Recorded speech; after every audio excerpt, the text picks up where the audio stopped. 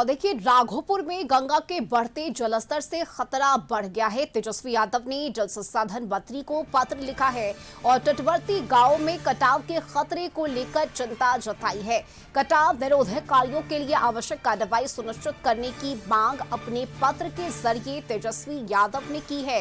ये बड़ी खबर आपको बता रहे हैं, जहां बिहार के कई इलाके इस वक्त बाढ़ की चपेट में हैं और लगातार बढ़ते जलस्तर की वजह से कटाव की स्थिति हो गई है, जिससे लोगों में दहशत है। और इस बीच तेजस्वी यादव ने जल संसाधन मंत्री को पत्र लिखा है।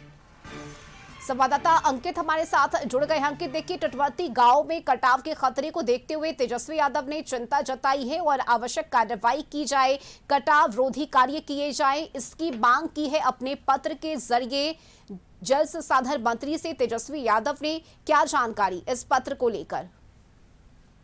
जी बिल्कुल रश्मि, देखिए, गंगा का जलस्तर में लगातार जो बढ़ोतरी है वो हो रही है। ऐसे में राघोपुर दियारा की खास तौर पे बात की जाए तो राघोपुर में जो गंगा के बढ़ते जलस्तर को देखते जो है गांव में अब पानी जो है वो लगातार प्रवेश कर रही है और खतरा जो है लगातार बढ़ता जा रहा है। ऐसे में नदी के बढ़ते दबाव को देखते हुए स्थानीय लोगों में भी जो चिंता है वो काफी बढ़ गई है।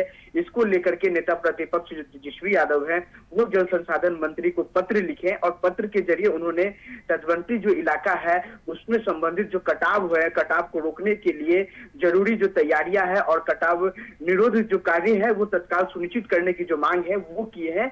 और तेजस्वी यादव ने जो प्रभावित इलाके हैं उसकी स्थिति पर जो लगातार नजर है वो रखने और समय रहते आवश्यक जो कार्रवाई है वो करने की मांग जो है वो उठाए। अब देखना होगा रश्मि कि इस गंगा के बढ़ते जलस्तर के बीच जो प्रशासन और जल संसाधन विभाग जो है वो कैसे अब आगे कार्य जो है वो करती है। देखिए, अगर बात की जाए नेता प्रतिपक्ष तेजस्वी यादव की, तो नेता प्रतिपक्ष तेजस्वी यादव राघोपुर से ही विधानसभा से विधायक है और लगातार उस क्षेत्र की अगर खास तौर पर बात की जाए तो लगातार जो गांव में पानी है वो प्रवेश कर जाती है, चाहे वो बरसात का पानी हो या फिर बढ़ते गंगा का जलस्तर हो, उसके भी लगातार जो कटाव है वो देखने को मिलता है और उस पार से इस पार आने में लोगों की जो परेशानियां हैं वो भी बढ़ जाती है। ऐसे में तेजस्वी यादव ने पत्र लिख करके जल संसाधन विभाग से मांग किए हैं और जल्द से जल्द जो कार्रवाई है वो शुरू करने की मांग जो है वो होगी। अब देखना होगा कि जल संसाधन विभाग और प्रशासन है वो कब तक जो कार्य है वो करती है और कैसे इससे निपटारा जो है वो ले पाती है। जी रश्मि, शुक्रिया आपका अंकित इस जानकारी के लिए।